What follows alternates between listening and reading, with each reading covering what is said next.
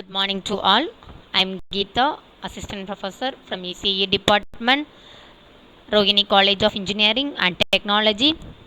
I'm going to handle the subject on transmission lines and RF system. So now I'm going to discuss about the topic on line constant for zero dissipation. So in Unit 2, after completing the line constant for zero dissipation, the students will able to know about write the dissipationless line condition. Then a line with zero dissipation has R will be equal to 0.006 ohm per meter, comma L will be equal to 2.5 into 10 power minus 6 Henry per meter, comma C will be equal to 2.25 into 10 power minus 12 Farad per meter.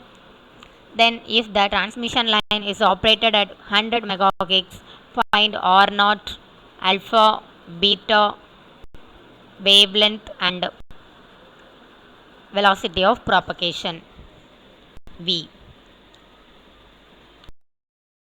Constant for zero dissipation. In general, the transmission line equation has the line constant for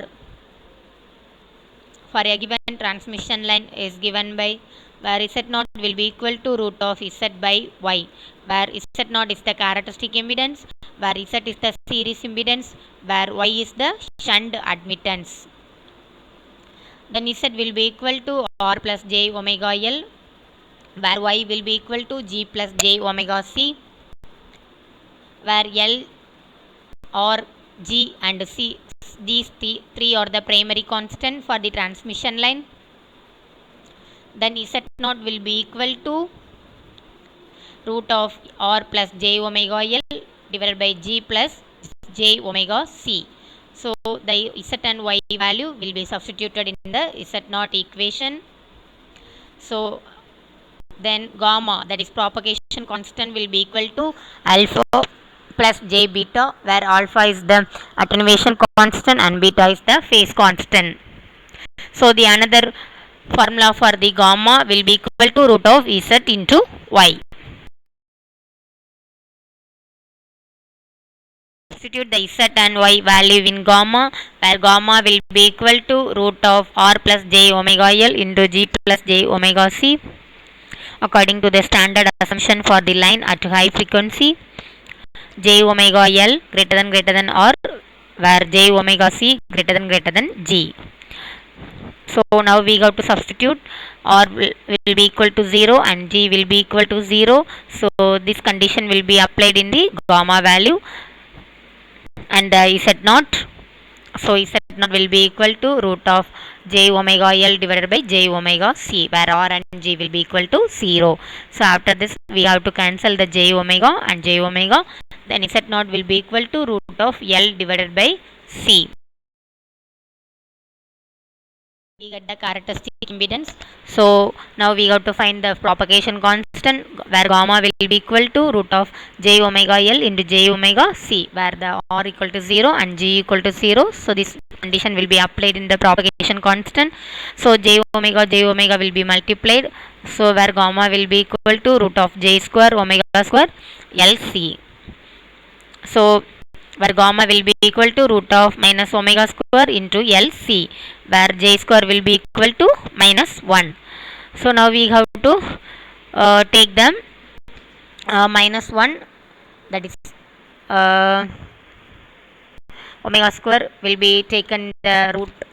So where gamma will be equal to J omega root LC.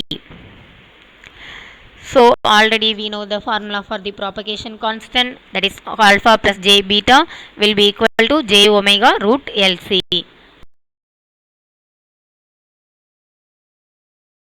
where alpha will be equal to 0 and beta will be equal to omega root LC. Then we know the velocity of propagation, that is velocity V will be equal to omega divided by beta, where omega is the phase, that beta is the propagation, that is phase constant. So now we have to substitute the beta value in the above equation, where velocity will be equal to omega divided by omega root LC.